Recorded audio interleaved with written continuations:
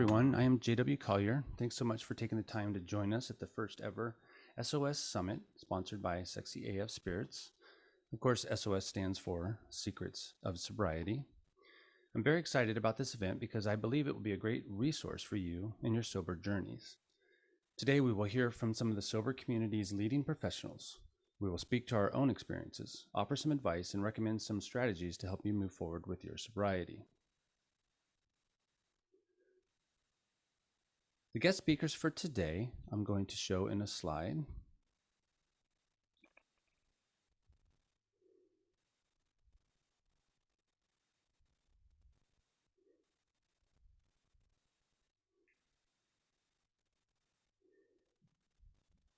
It's going to be me, JW Collier. I'm an author, blogger, podcaster, and I have a website, xstopwriting.com. I'm going to show these slides at the end as well, and at the end there's also a link where I'm going to include some information for the summit, so you'll be able to access it there. Heather Nickel, board certified integrative life coach, creator of Sober FX RX, and owner of Beyond Better Life. JT Frank, host of the Consequence of Habit podcast. Sadie Rogers, sober mother, homesteader, and a writer. Website sobersadie.com. Brittany Priestley, #1 best-selling author of Mommy Drunkest. Leah Martin Brown, vocalist, guitarist, songwriter, frontwoman for Evil Walks. And Tracy Hutchins, founder of Sexy is Sober, sexyissober.us. In this link I will include at the end as well, but this is going to be a link to a folder that you will have this PowerPoint, it'll have the video, it'll have some other things that you can access after the meeting is over. So Leah and JT were actually called out a little late on the last minute, so they're not going to be able to attend in person, but I'm going to be able to show their video of them talking on their topics, and that'll happen throughout this broadcast. So I came up with the idea for the S.O.S. Summit while on the treadmill one day. One of the things I've been trying to do since becoming sober is to find out how to help others struggling in sobriety. You see, for me, as many of you know, my experience has been quite easy. For others, not so much, which is why I want to help. I want others to share easier sobriety as I did, and my partner did, and many others have with whom I've come into contact. The idea for this summit was to gather some of the professionals in the community into one place where we can share our stories for those who are curious, struggling, or already on their path. We as a group do not subscribe to one way of thinking about recovery, so there's something here for everyone. The way the summit will work is this. Each of the speakers will take about 10 minutes to talk about their experience, share their products, and/or offer advice they think will help you succeed in sobriety. In the end, we will gather the list of names and those of you who attended and do a drawing for some of the products talked about here today. We will have a question and answer segment at the end. I want to offer a sincere thank you to our sponsor, Joanne Reynolds and Sexy AF Spirits. They make non-alcoholic spirits you can use to mix any of your favorite non-alcoholic cocktails. I'm drinking a Frisky whiskey sour made by Sexy AF's Frisky Whiskey.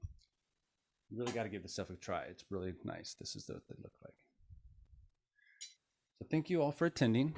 Let's get this first ever S.O.S. Summit underway.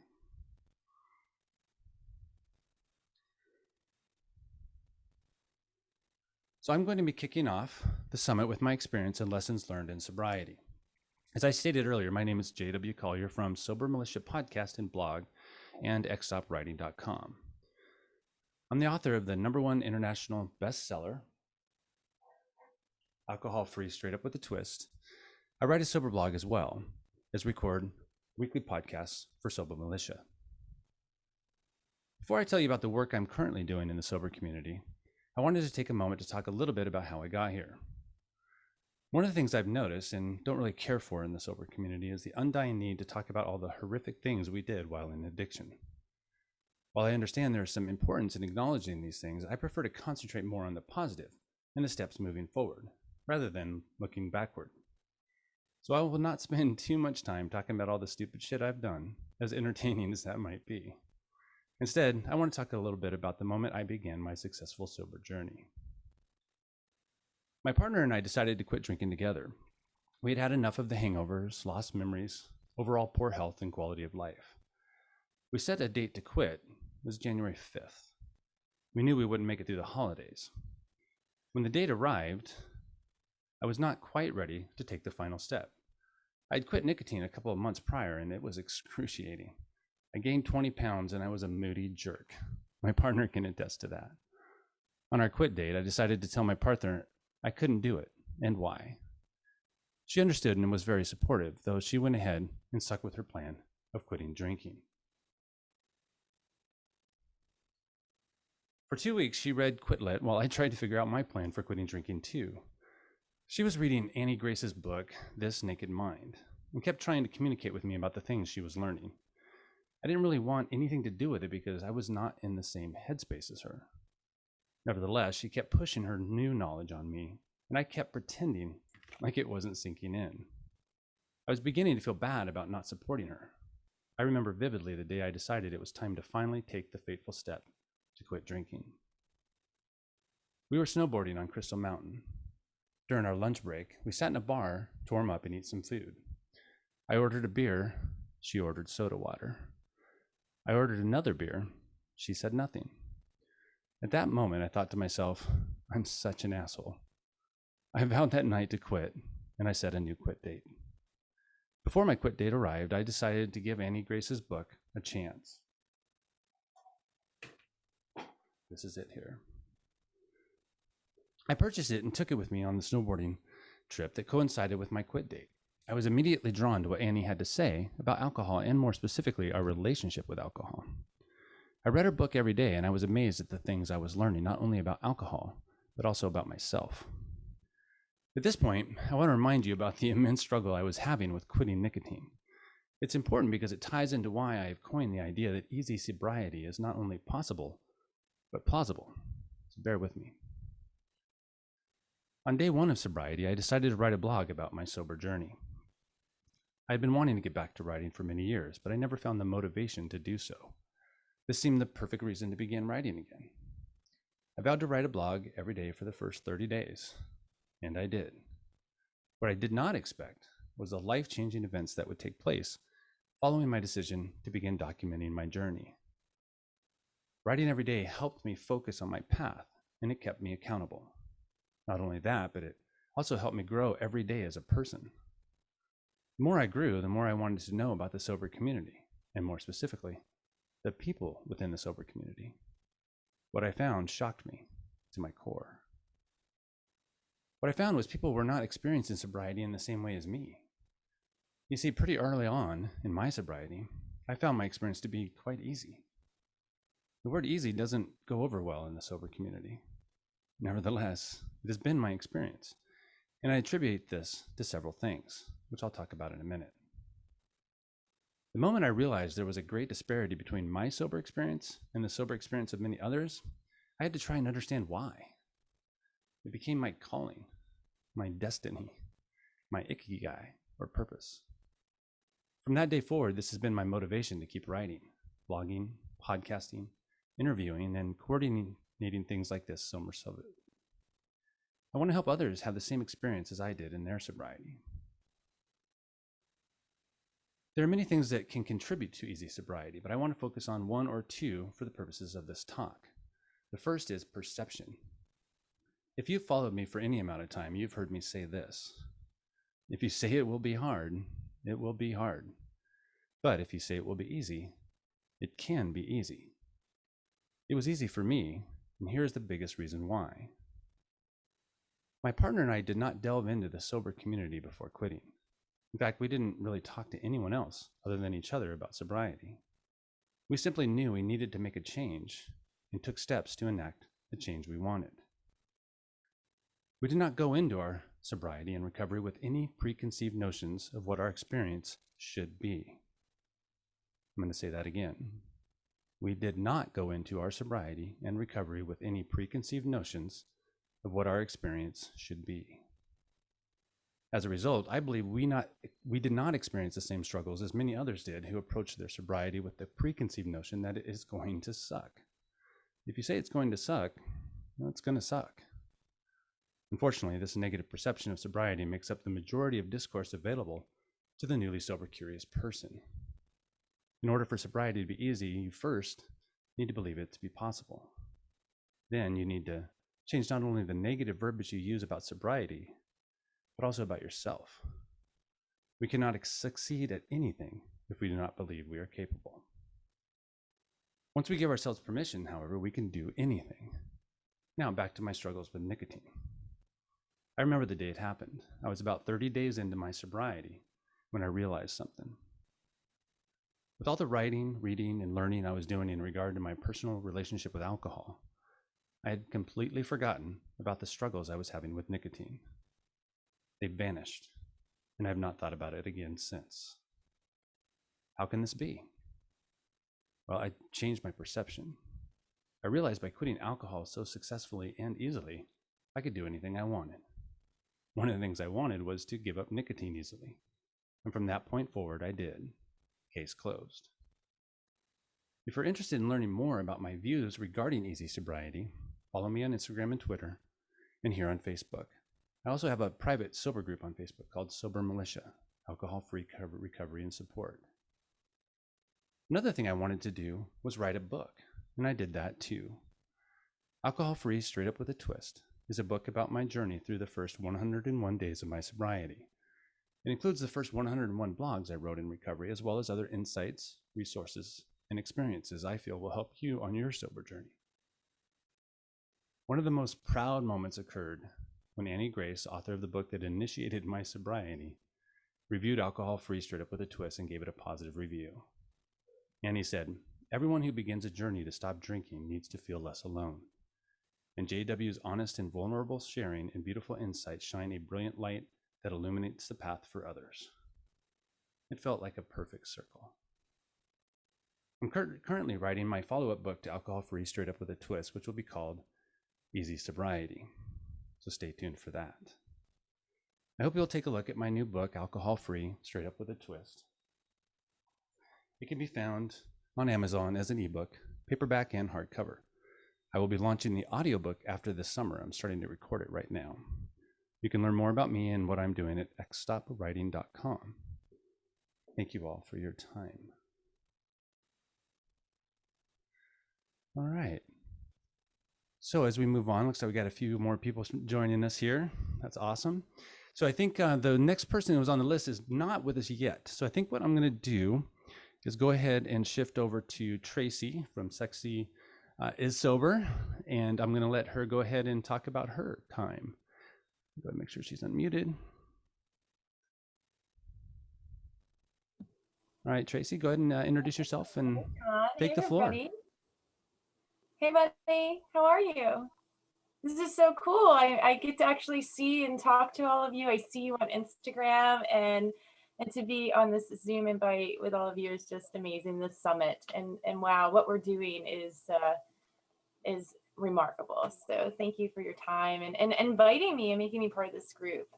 So I am Tracy. I am the founder of Sexy is Sober. I started that Instagram page about 2 weeks into my sobriety. I took a photo of myself and I felt really good, and I wanted to start that page. I told myself I was just going to post one post a day that would alternate between a photo and maybe a quote, and here we are today. And fast forward over a year, close to 5,600 followers. I have worked with 4 to 5 photographers locally where I live. My creativity has been unleashed in sobriety, and I get to explore and share my journey with recovery, sobriety, and then with my emphasis on the joy, love, and sexiness that sobriety brings to life. And what a blessing to have, to every day I've built up the courage to do, to do this, to be bold, to put myself out there, but then to have people that have recognized have followed and have shared their struggles and their stories with me, and their understanding of what my message. It's just that's just amazing, and that's me helping people, and that helps me in my recovery. And like you, John, I want to express and share the positive side of sobriety. I want to change the stigma of sobriety. We are not boring and weak. I think we are sexy and strong. And I want to, I want to show that and express that. And my subject today, and what I'm figuring out, and I do that during this ride as well, is like, what can I offer to the sober community from me and my experience. And I love love. I love love, and I love sex, and I love to do those things sober. And I think that they're very positive, healthy, wonderful, beautiful things.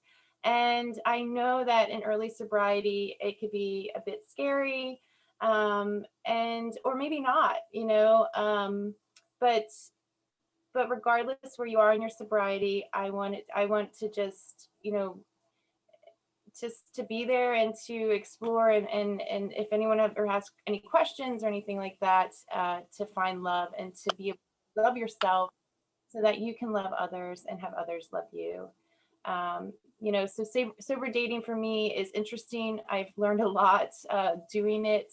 One is, setting my own ego aside, understanding that there's going to be certain people that don't want to date me because I am sober. And that's okay. I that's why you date. You date because you want to get to know people, see who clicks, see who doesn't. And during that process, I have really loved being sober, especially being on dates with new people. I'm totally present, totally aware of what's going on around me. I can feel if there's an energy or not. I can recognize instances where maybe, something occurs and it doesn't make me feel good. And if I had had a couple of drinks inside of me, I don't think I would have been present enough to maybe had received those feelings. Perfect example, went on a date with a guy, first date, sitting at I met him at a restaurant. We're sitting at the bar. I'm having my mocktail. We're having great conversation, sitting next to the restroom, and out walks this beautiful woman. And I noticed her too, but I noticed him noticing her. And it was the way that he looked at her that just didn't make me feel good. It just, my stomach hurt a little bit. And I was like, oh, no. And and at that point in time, the date was kind of over for me. And that was okay. And had I had a couple of cocktails in me, I don't think I would have recognized that. And maybe I would have, I wouldn't have even seen it. So, after that date, I called my girlfriends and I was like, I love being sober. I love being sober on these dates. I can be totally present, aware. I have great conversation, and to feel whether there's a connection or not. And then that leads to intimacy, right? For me, intimacy is being totally present with that person that you are there with. You're able to connect physically, mentally, emotionally, intellectually, and it feels so good, And when I was drinking, I did not experience those feelings. I couldn't feel. I was numb. I couldn't feel love. I couldn't feel pleasure. I couldn't, because I was numb. And so with sobriety, I have found my confidence, my creativity, and my ability to be able to connect with other people in such a way that's just, it's been amazing. And I'm just so happy that I can share that with others, and that I can share my experience, strength, and hope. And that's what I have today. So thank you so much for having me, John, and everyone else on this wonderful panel.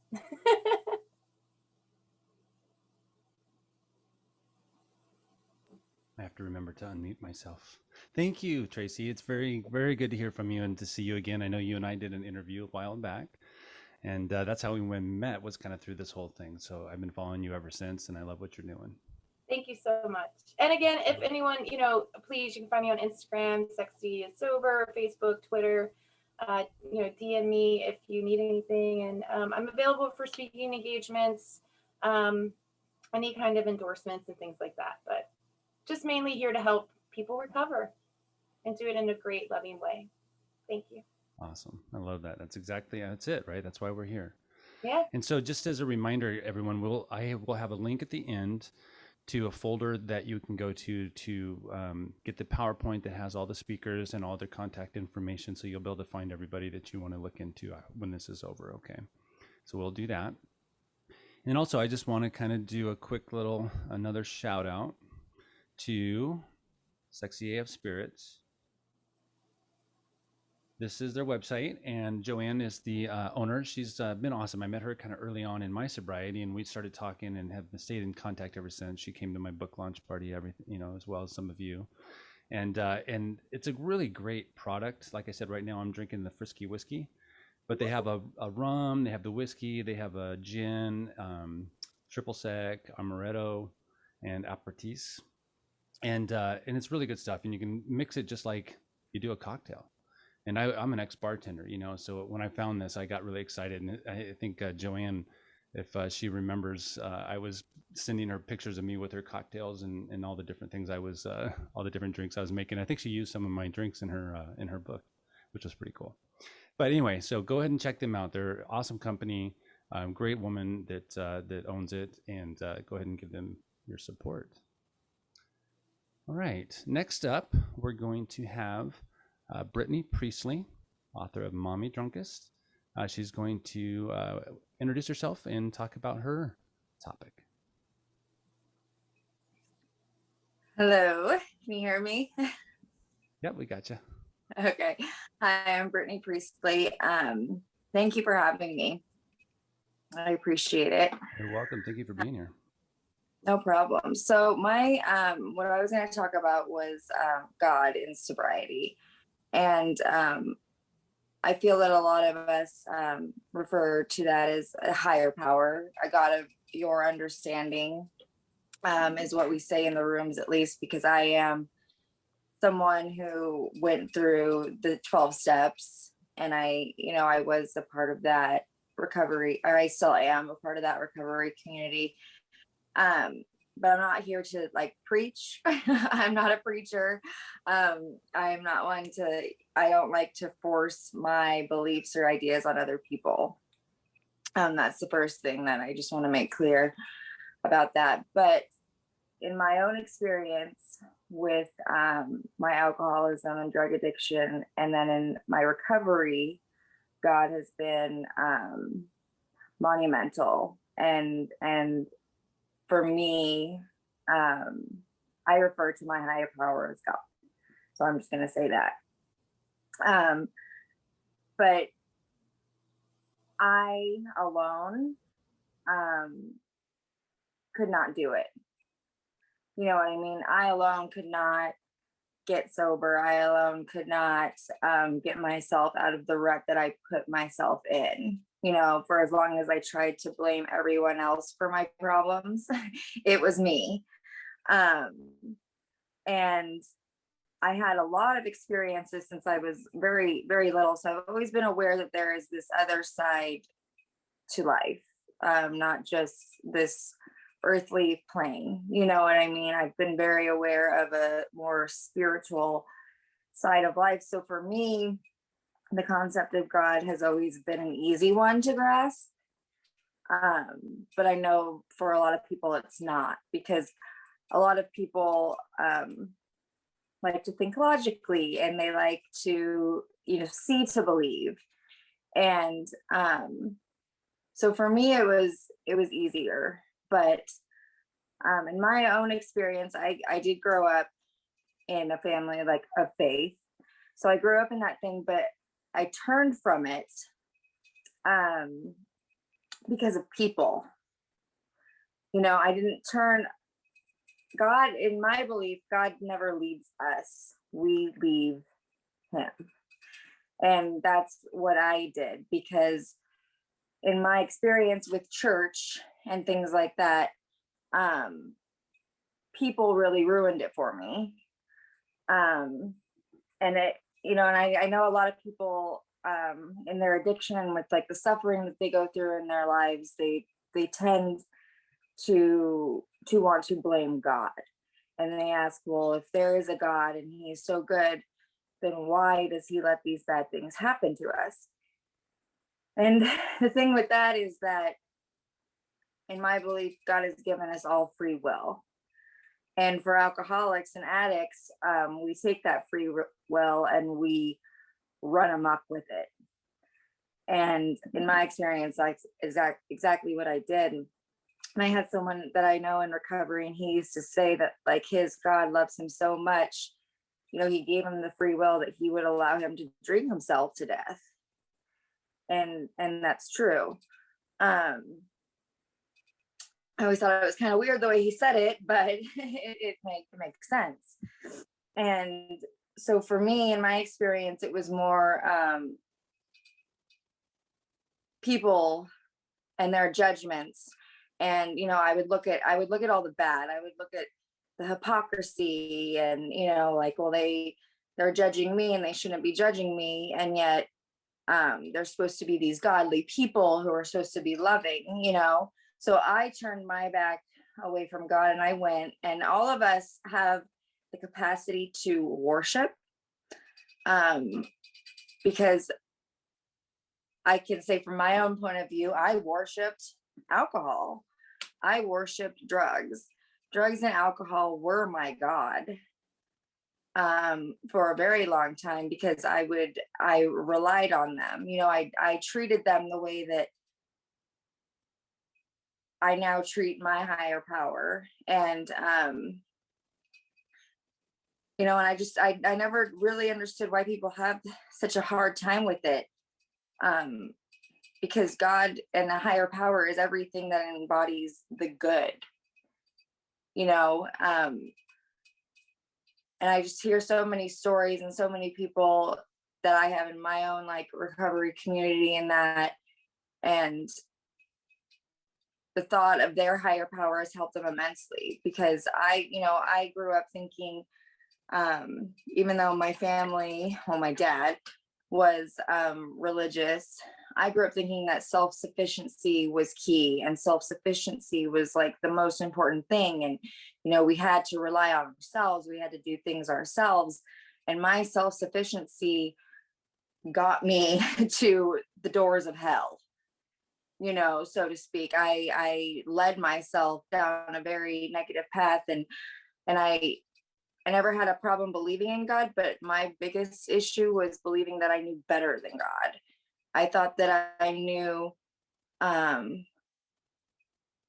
what was best for me and my life. And one look in the mirror when I was in my addiction proved that was very, very wrong. And, I just think that we all can admit that the way that we lived and the way that we thought was skewed and distorted. And in my own experience, I saw a lot of really bad, and I experienced evil, true evil. And there's just some people out there that don't want to see that there is spiritual warfare, and that these things are there, and just because you don't want to acknowledge them does not mean that they don't exist. But for me, I remember, because I can only speak from my own point of view, when I was in rehab, I went to jail because they came and got me and arrested me while I was in rehab. And so I was sitting in a jail cell, and this woman came in, and she was just on, I don't even know what she was on, but she was just going completely nuts. And I heard this voice in my head saying, do you want to be that way? Is that who you want to be? And I knew that if I didn't go back to rehab and I didn't get my stuff together, that someday would be me. And to me, that voice was God. And we all have this inner voice, and we all have this intuition that we can't see, but we can feel it. And for me, my intuition and that voice is God. And just because you can't physically touch it doesn't mean it's not there, and God is not something that can be taught. You can go to church and learn things, but God is something that we have to experience for ourselves. And that's each person's journey. That's why I say I don't really like to force my belief on anything, on anyone, or say that like this is what you should do or you should believe this. I'm not one to do that to other people, but for me, putting my life and seeking God has been a huge blessing in my life. And we have this power that a lot of people don't tap into, that can create, all of us on here miracles. Like, at least from my standpoint, I mean, I was drinking myself to death. I was 31 years old and my liver was already shot, because I had so much shame and I had so much guilt, and I didn't think I was worthy to live, and I didn't think I was worthy of God's love. And that's what really kept me down that hole. And we have this shame and we think that, we're not worthy of God's love, but he loves all of us. And a lot of people have this misconception that like we have to get our shit together, first. We have to do right. We have to be good, and then we can go to God, and then we can go ask him for these things. And in reality, he loves us just the way that we are. And if we seek him, he is there. But yeah, that's all I got. If any of that made sense. That's awesome. Thank you, Brittany. No, it's wonderful. And I think, we all need to find that power for ourselves, and until Right. we do, it's going to be tough on us. Right. Right. It's a soul journey, and each of us have to take it on our own. Yeah, definitely. Well, thank you, Brittany, for being here. You've been supporting me in everything I've done since we met, which was you and I met really early on. And you're also the author of Mommy Drunkest, which is a great book. I love reading it. I've talked about it several times. So you guys should check that out if you get a chance. So thank you again, Brittany. I appreciate it. Thank you. All right, guys. So what we're going to do now is move on to Sadie, who's going to talk about false perceptions in sobriety. Hi, Sadie. How you doing? Good. How are you? Can you hear me? I can hear you. Awesome. I don't know how the internet is. I live in a log cabin in the middle of the woods right now, so if it's spotty, I apologize. Yeah, I think it's going to be good. Amazing. Well, thank you very much for having me on here. I feel so honored to be among all these amazing people who are just sharing their stories. What an incredible community this is, with just so many amazing people that we can connect with. It's honestly, I was really touched by Brittany's comments on just feeling not worthy. Like I'm gonna cry because it just gave me chills, because that's honestly exactly how I have felt for the majority of my life while I was drinking. So a little bit about me. I started my Instagram page on the 20th of April last year. This was already after I'd been sober for 2 years.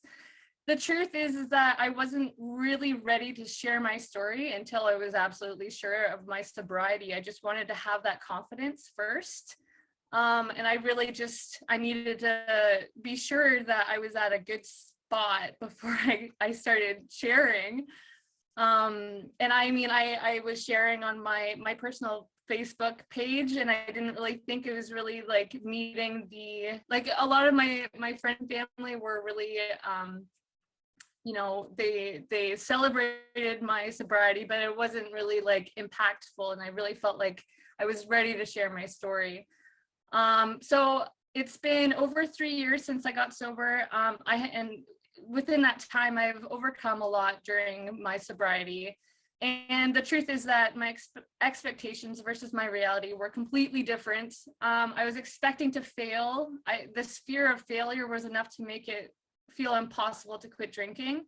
Yet here I was just feeling like a failure already for most of my life while I was drinking, and I wasn't doing anything about it. I mean, I'd failed college. I had failed relationship after failed relationship, and I just felt like miserable and just such a failure. And yet I was afraid to quit drinking because I didn't want to fail. So it just was a weird headspace that just alcohol put me into.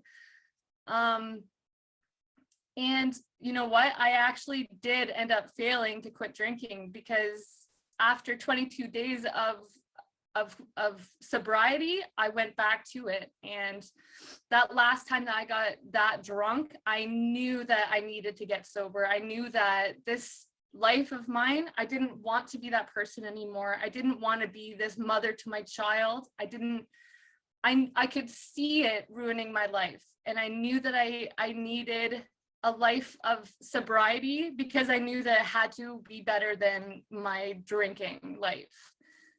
So I expected my life to be boring. I expected my life would be essentially over. I was so afraid of not being a part of the action, and I was so afraid of just missing out on everything.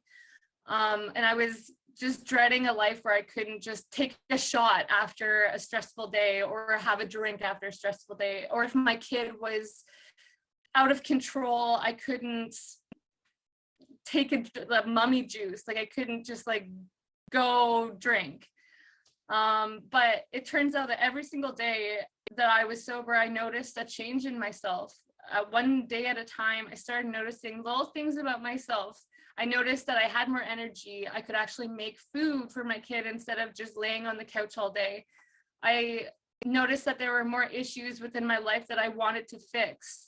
I got my license, something I never thought I'd ever accomplish in my entire life.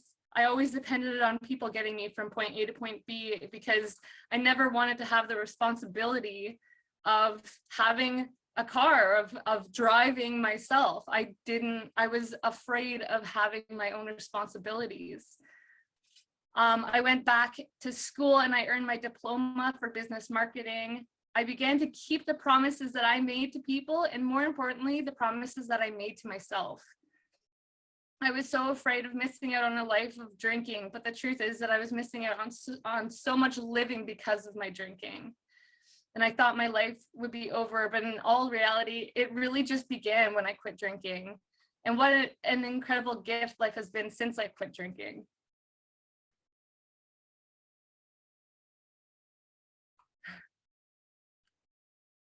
That's That's all right. Sorry. Yeah. I had to find the mute button again.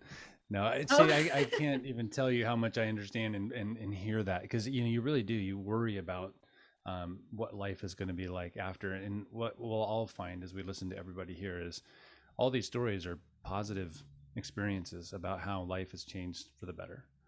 And I don't think we can, absolutely, talk enough about how true that really is. So thank you so much for coming on. I appreciate you. Oh, thank you for having me. You're welcome.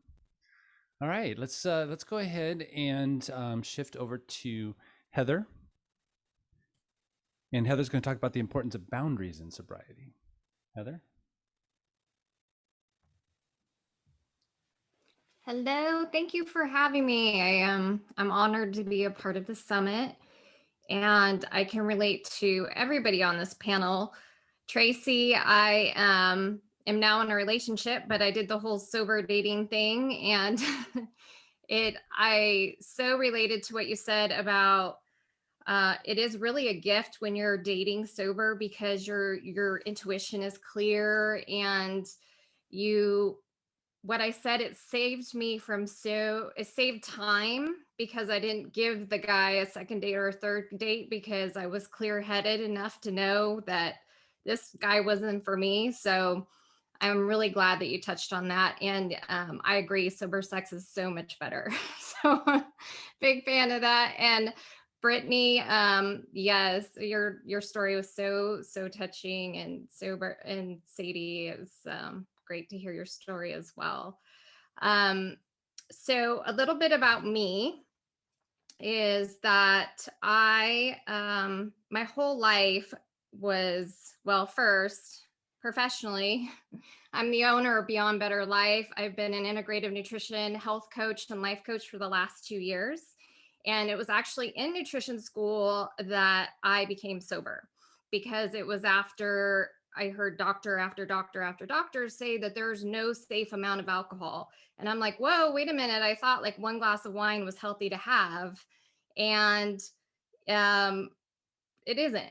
It's ethanol, it's poison. It has a negative effect on your health. And I myself have a lot of autoimmune issues and anxiety and depression. All those labels have been put on me.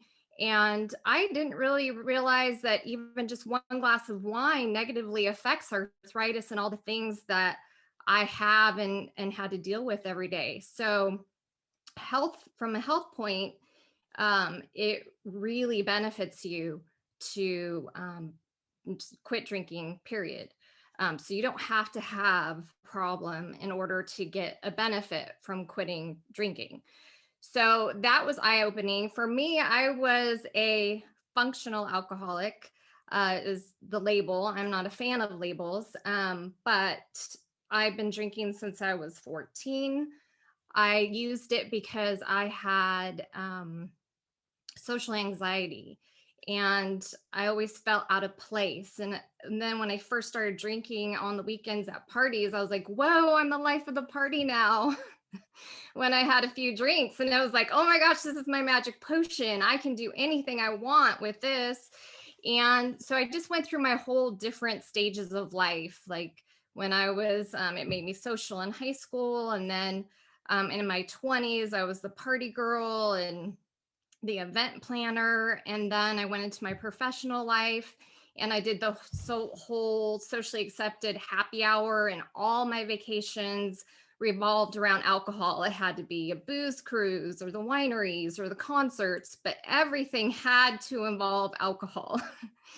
And then I became a stay-at-home mom. And for me, I always thought I wanted to be a stay-at-home mom. Love my kids. Don't get me wrong, I love them, but it wasn't challenging for me. And so then I was like, I'm part of every mom's group, and then did the play dates, and then we had wine at our play dates. And so it was all socially acceptable, but it was always binge drinking, and it was always drinking too much. And I had hangovers every day, and I wasn't showing up for my kids at 100%. And my health was suffering. I don't know if anyone out there suffers with chronic fatigue syndrome, but when you add alcohol onto that, that's like gasoline onto fire. Your joints hurt. You just are so tired. And so I just, with, staying home, taking care of my kids, just with my health issues, adding that wine was a coping mechanism for me to cope from physical pain and mental pain from anxiety and depression. And what that led to is weight gain. I was 100 pounds overweight. I was bedridden. I wasn't able to like function and love life and live life. But I didn't want to give up alcohol because I thought it was my magic potion. I thought it was the only way that I was going to be able to survive life. So I continued drinking. And then, like I said, over 2 years ago, when I was in nutrition school, I was like, okay, I relate to Brittany and that little voice in your head, which I was like, God saying, you are never going to live to your potential unless you quit alcohol. So that was the voice in my head that kept coming and popping in, popping in. You can have everything that you desire if you quit alcohol. That's what the voice was saying to me. And so I just finally believed it, because my health wasn't getting any better and I was eating healthy and I had lost the weight, and I'm like, something has to give. So I gave up alcohol over 2 years ago, and it's been amazing. I can't tell you how my energy's increased. I look younger, my skin's better. People don't talk about this. Like you have less wrinkles when you don't drink. Let's talk about those benefits. And I just having more energy and being present with my kids. I used to think that I had to deal with homework and their fits. And actually, not drinking and having a clear head, I'm able to sit and actually listen to them and be present. And it's wonderful. And so many benefits. So what I did was I was doing my coaching business for the last 2 years.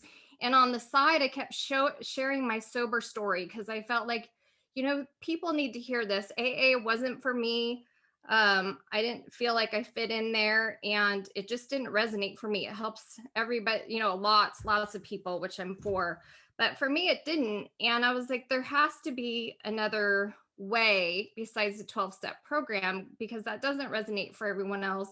So what I did for me and my success in sobriety is I used all those mindset tools and meditation and all those techniques that I've learned, and nutrition. I put nutrition in to heal my body and brain. And I find that people drink, it is an addictive substance and that's what alcohol is supposed to do, is make you want to drink more. But also people drink to check out.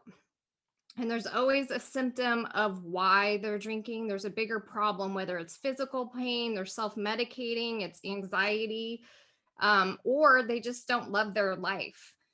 So if I thought to myself, if I put all of these aspects of coaching and nutrition and combine it with how to have the best sober life, then nobody would want to drink because they love their life so much and they feel so good that they wouldn't want to numb out.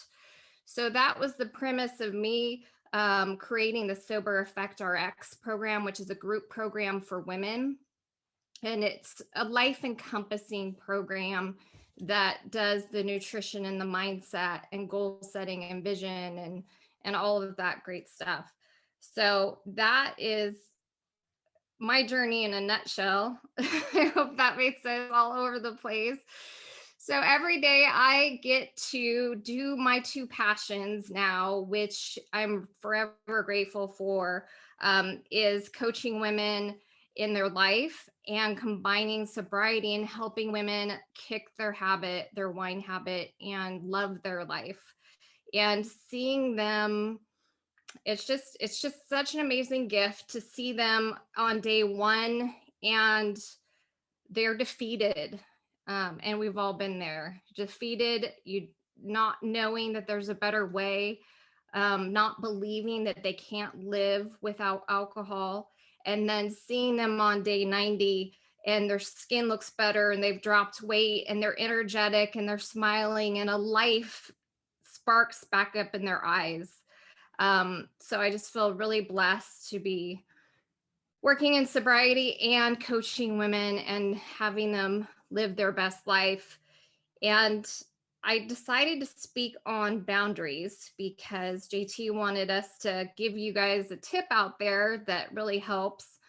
And I think boundaries is such an important topic because I know for myself, I don't know if it's because I'm a woman or a mom or society or what have you, but my boundaries sucked.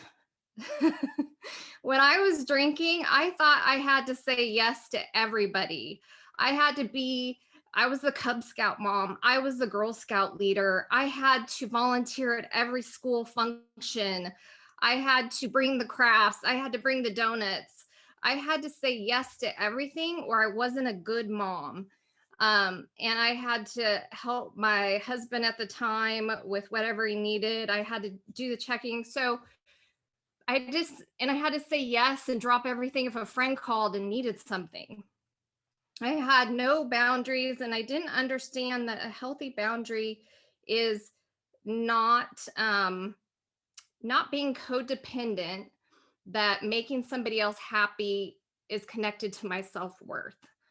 So boundaries mean so many different things, like not having to control other people, not having to say yes to everybody.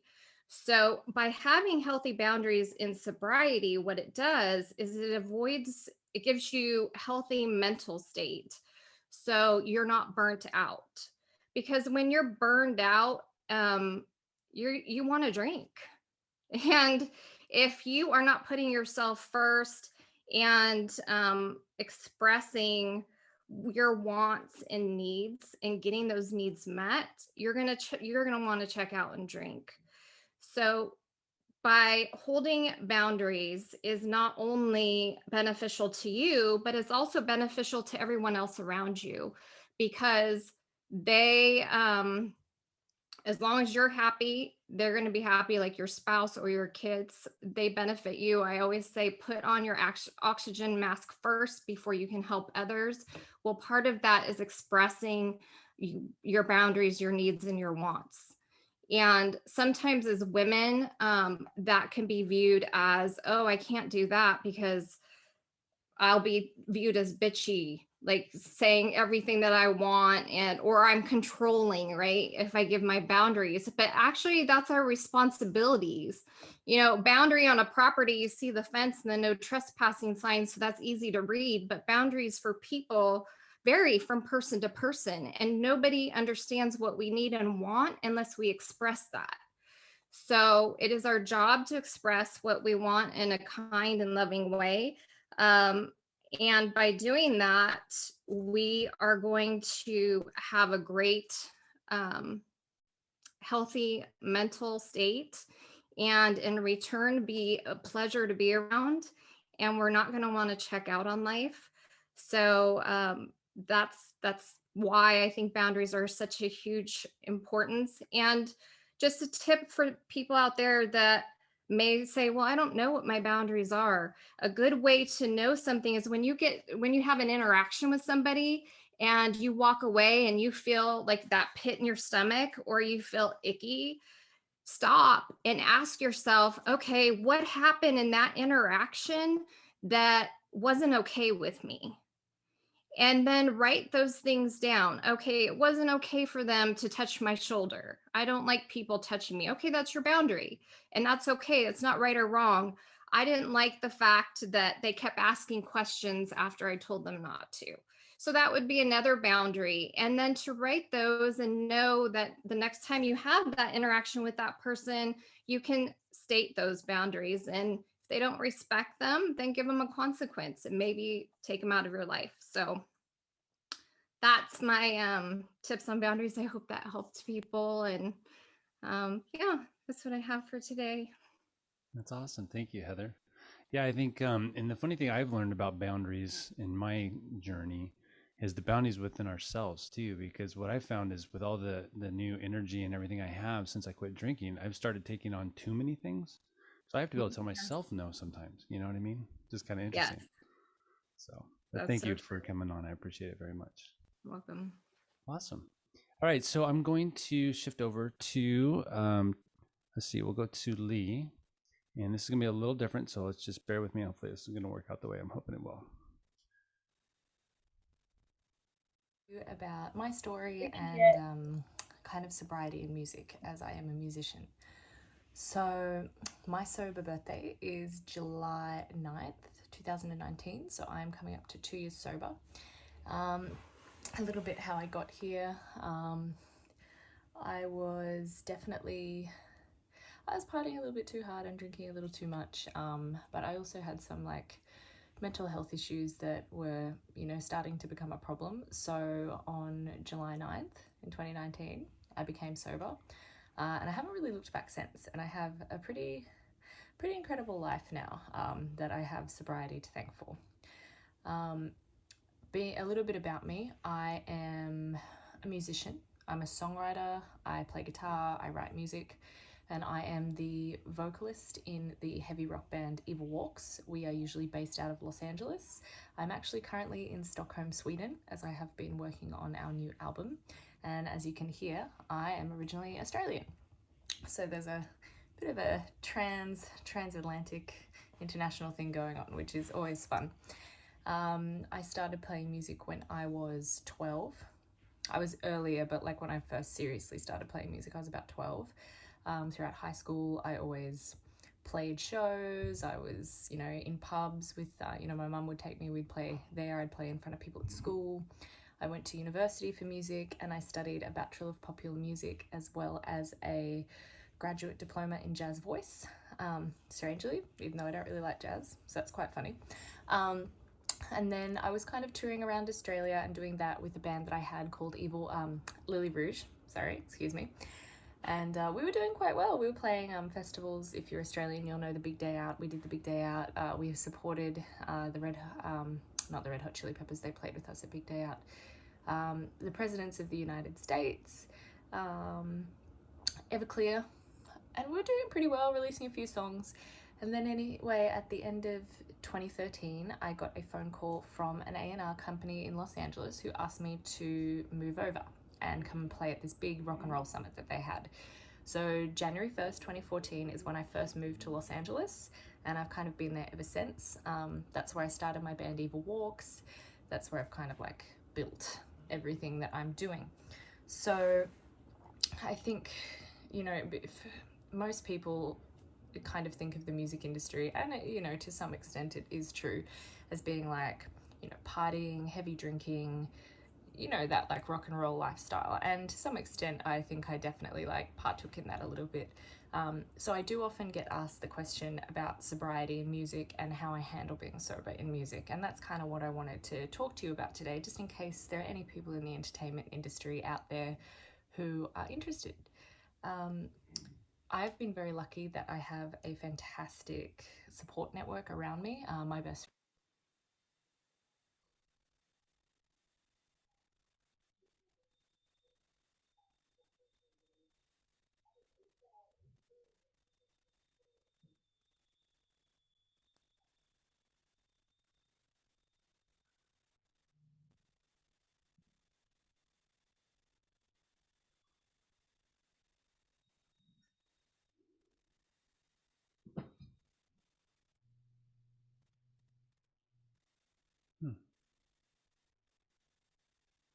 I think I lost audio. Hold on real quick here.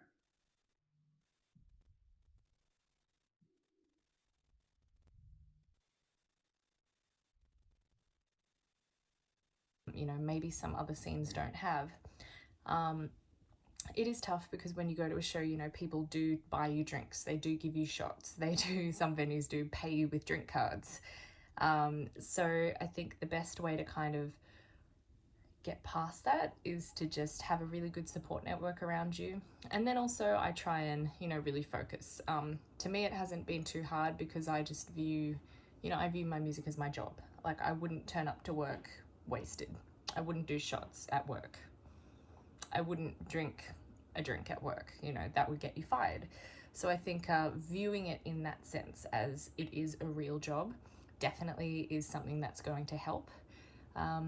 I've always found that when fans offer to buy you a drink, that can be kind of tricky, but ultimately I'm very comfortable saying that I don't drink, and that's fine.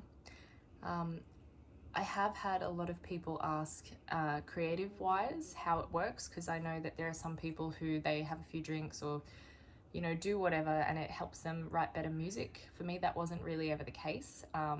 I've always been quite good at being sober and not drinking while I write. I just find that I'm more in tune with my emotions now that I'm sober. When I was drinking, I was very closed off and very like unable to, you know, get into those deep places that you need to write really meaningful music. And so since stopping drinking, I found that there's just a lot more depth to what I'm writing, and it's easier to write. I find more inspiration in things than I did previously, which is very exciting. You know, you still have those writer's block moments, but it's much easier to kind of, you know, pull out what you're looking for. Also, in terms of like performance and vocals, my voice has just gone to different levels. So if you are a musician, especially a vocalist, and you're considering, you know, thinking about being sober, I would definitely recommend it, because you will notice a difference in your performance, in your physicality, and in the way you sound. Your improvement is just out like next level. I know I was always one that had like a rum on stage with me to like get my voice ready, you know, that's what they say works. Or, you know, if you had a cold and you weren't feeling well, you went on stage, I had, you know, had some rum or whatever it was, and you know, it's meant to help, and it actually doesn't. It's a myth. So I found that out pretty quickly, and I was like, damn, I've been lied to all these years. I could have sounded like this, and damn it. But it's fine. Um, yeah, I think that's kind of all I wanted to share with you all today. Just that it is possible to be sober in music. Usually I'm better with asking questions and answering than just going off on a tangent, but unfortunately I can't be live today as I am due in the studio. If you are struggling with sobriety, then you know you've got this. If I can do it, I think anyone can do it. And you just need to have like coping mechanisms, if that makes sense.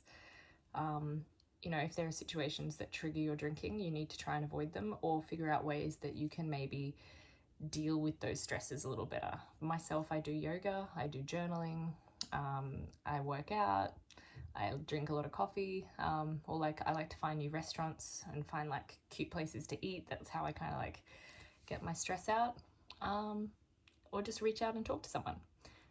I think that is kind of all I wanted to say to you today. Thank you so much to JW for having me here today and for allowing me to send in this video. Have a beautiful day. Thank you for tuning in, and I hope that you are going to stick around for the rest of our wonderful speakers today.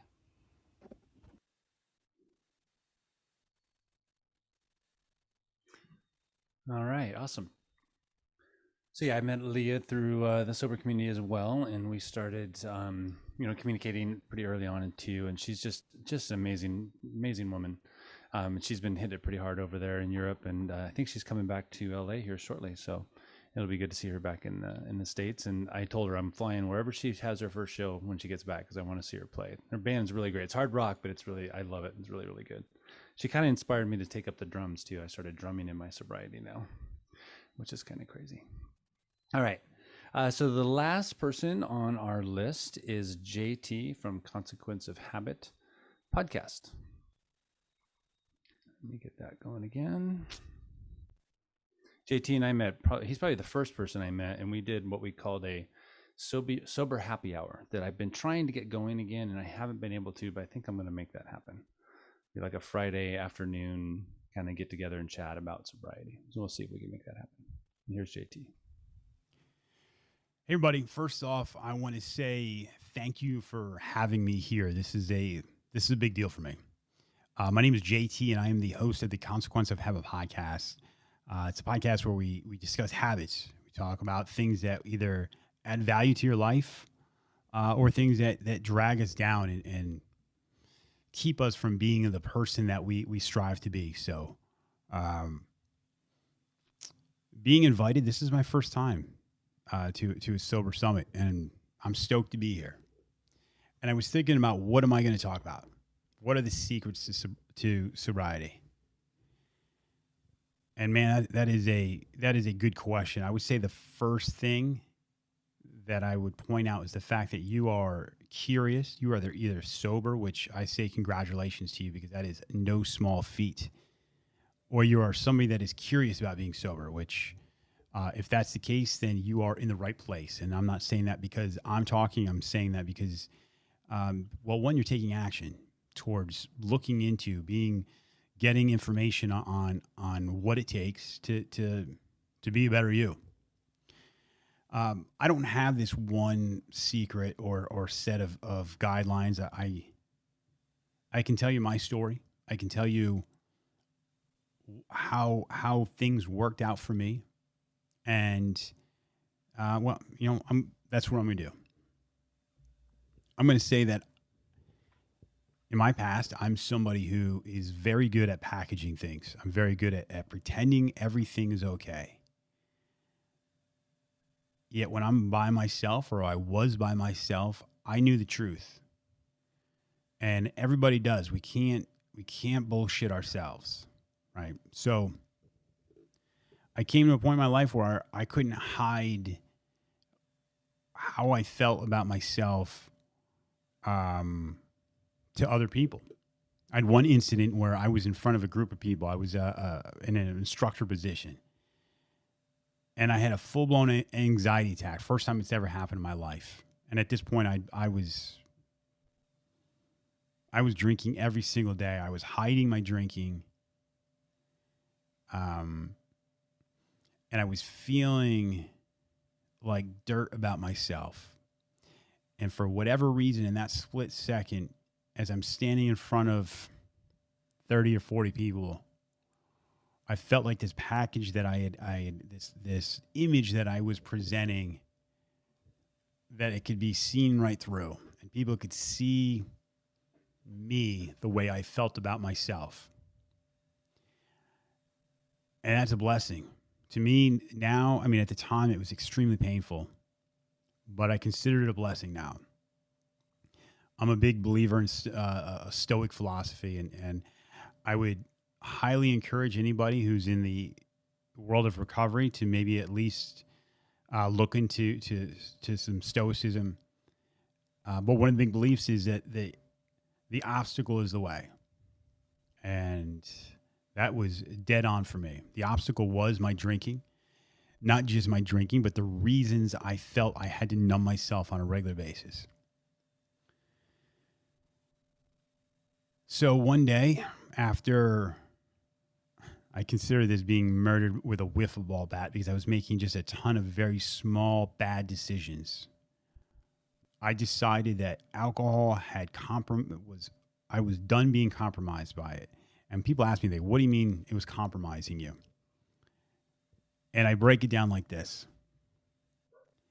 We all think of ourselves as a certain person, right? I thought of myself as a husband, as a father, as a provider for my family. These are these basic fundamental things in my life. And there wasn't one of those things that wasn't compromised by my drinking. Whether I wasn't present for my kids because I was drinking, whether I wasn't present and making the best decisions and just being a decent husband, or whether, it just so happens I'm in a position at work where if I have an alcohol related incident, well, the likelihood of me not having a job would be pretty good, pretty great. So all of these things were compromised by alcohol. So when I have discussions with people and I explain these things to them, and I say, well, I couldn't stop, yet it was compromising all these things, they say, well, what did you do? What's the secret? And the secret to me is I asked for help. I reached out and I had an honest conversation with somebody other than myself. I knew I was an alcoholic. I've known for a long time. There's a good chance if you're watching this that you know as well. And I started going to a 12-step program. Whatever your journey is, that's on you. That's what worked for me. And a lot of times the initial reaction is, man, it was that bad that you had to go to a 12-step program. And my first reaction is, did you hear all of the other things I said leading up to this? That the most basic things that we think of ourselves are compromised by something that we are doing to ourselves that is slowly killing us, or could be killing us very quickly.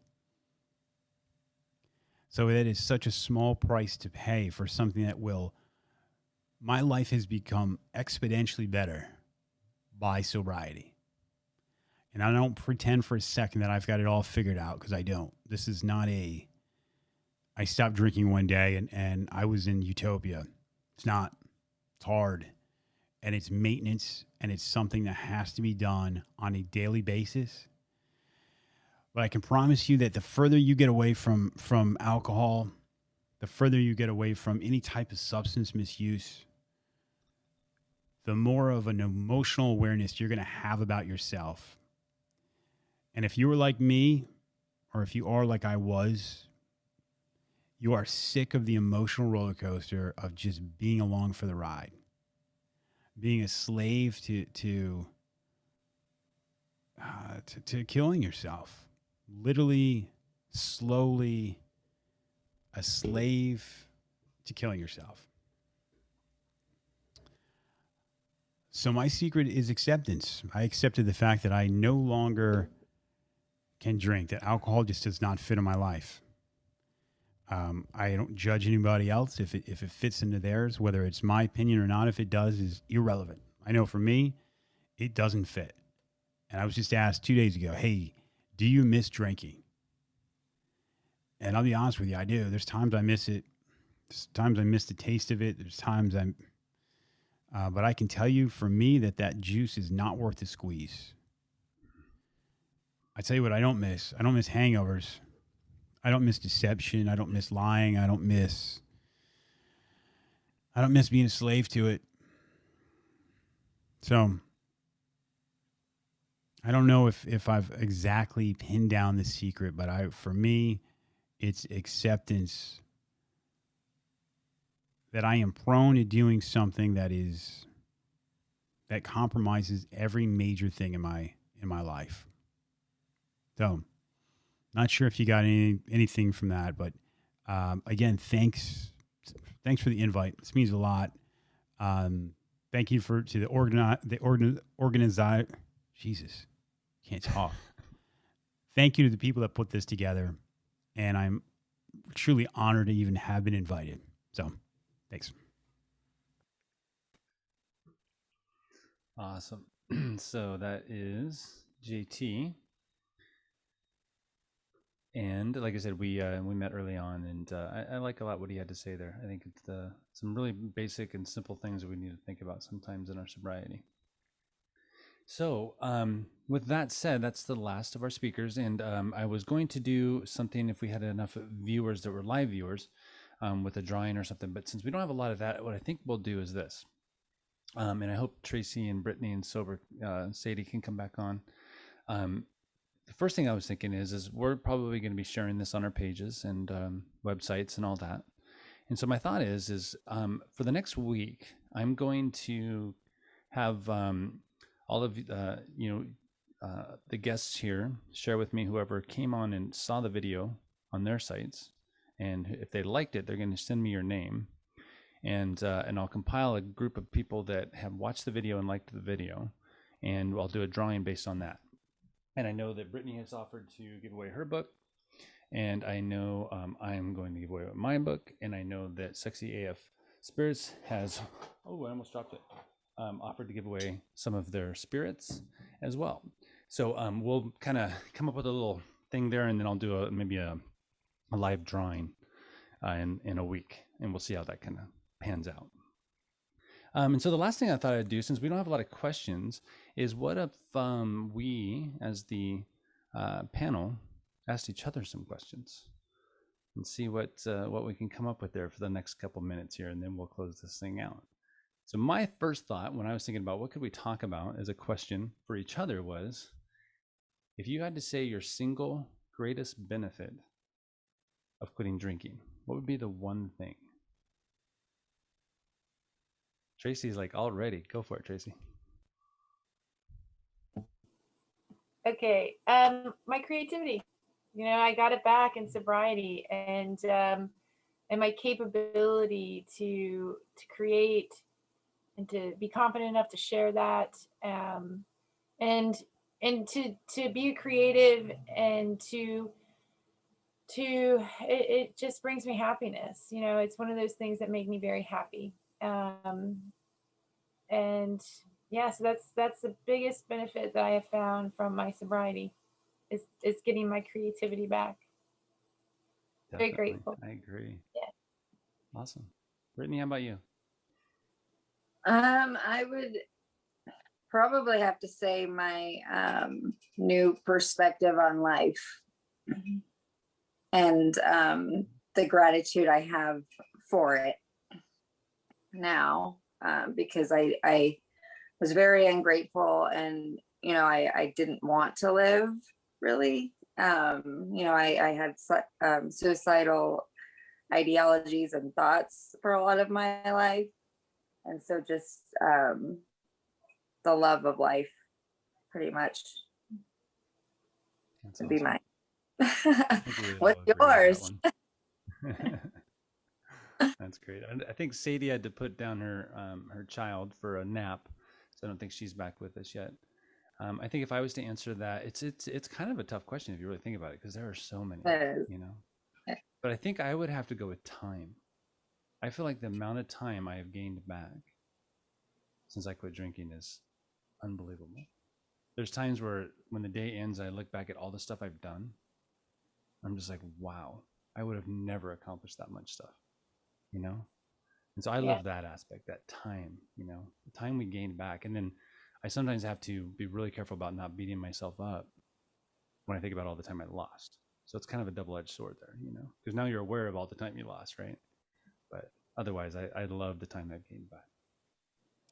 Sadie, so we're just going to kind of ask each other a few questions. We didn't have enough questions on the broadcast there, so I thought I put out a question. What is your favorite most favorite thing or benefit of sobriety? Do you have any thoughts on that? Oh my goodness, it's kind of a hard question because there's just so many benefits to quitting that I never really expected. I heard you say time, and that's just like such a great answer. I have to think of it. If you could give me like a minute, I just need to kind of mull it over, because honestly, it's honestly hard to choose just like one thing. It's just been, I guess life in general is just, there's so much more meaning to it, that I took advantage of my life before, because I really just didn't feel like it was worth being present for. And I think that the gift of sobriety that I've given myself is really just the gift that keeps on giving. So I feel like it's honestly, it's a whole new life that I ever could have expected. I mean, it's just like it's a whole new life. So I think that like that, I guess, yeah, I don't know. I don't know if I really answered the question, but I think that's a great answer. Giving life in general, right? Yeah, absolutely. Yeah. The gift of living again. I think that's about as good of an answer as you could come up with, actually. Yeah, on the spot. It's just like, How about you guys? You have any thoughts, any questions, anything you'd like to know about anybody? Kind of putting everybody on the spot. I figured, let's give it a shot. I don't know. Sadie, do you live in America or do you live outside of the United States? So I live in Canada. Okay, Canada, yeah. Okay. Yeah. I thought for some reason it was Europe, and then I heard you speak, and I was like, wait. So you're from Canada. And I have amazing Canadian following on in Instagram. So that's awesome. What part of Canada? I'm in Nova Scotia. So I just moved from Ontario a month and a half ago, and it's been crazy, just this whole process of moving, especially while being sober, because I feel like I keep thinking, like, a part of me is like, just for an instant thinking like, wow, it'd be so, like in a new house, like what better way of celebrating a new house than, like drinking or whatever. I like an instant thought, but then it's just like, I get to enjoy this beautiful house and just everything that comes with it that much more because I'm sober. And it's just, I can't imagine ruining it with alcohol, honestly. Yeah. Congratulations on your move. Thank you so much. It's I've got two kids. I've got a 2-year-old and a 5-year-old, and it's just been like so hectic for everybody. But it's honestly, like I say, it would be so much worse if I was drinking. So thank you. I appreciate that. Absolutely, yes. It's a beautiful place. See, you posted some pictures when you first moved. I really love it. Oh, there's going to be more. I haven't, it's just, I have 22 chickens living in my living room right now. So there's a lot going on. Yeah. Talking about, taking on too much. Yes, exactly. We're starting a homestead, and with that, there's a lot of animals living in my living room. That's cool. We have to take pictures of that for sure. Oh, absolutely. There's going to be lots, lots of updates. Well, so I talked a little bit about, the next steps. And, for me, I just got my book out. And of course, I don't do anything kind of half-assed. So I tend to like, well, that's not enough. I need to do more. So now I'm writing my second book. So I'm going to be putting that out here, hopefully down the road. it's going to be called Easy Sobriety, and I'm going to be talking about more about how I kind of how I think that's possible and what we have to do to kind of make that happen for more people, you know, because it's one of the things that breaks my heart the most is to hear the struggles, you know, and so I'm hoping that I can reach a few people that way. So that's going to be my next step. Do you guys have any next steps you want to talk about for you? Anything coming up? I'm still writing too. I think we discussed this in the last live we did that I'm going to be working with somebody else about writing about narcissism and narcissistic abuse. Wow. So had a lot of encounters, a lot of experience with people that are like that. And we all have narcissistic tendencies, you know what I mean, as humans, but some people just take that to a whole other level. Yeah. So is it going to be like a novel type of a story, or is it going to be more of what to look out for? What's going to be the kind of idea behind it? Kind of more like that. We're still like talking about it. We're still just like in the midst of it, but person I'm writing with, she's also had a lot of experience with it.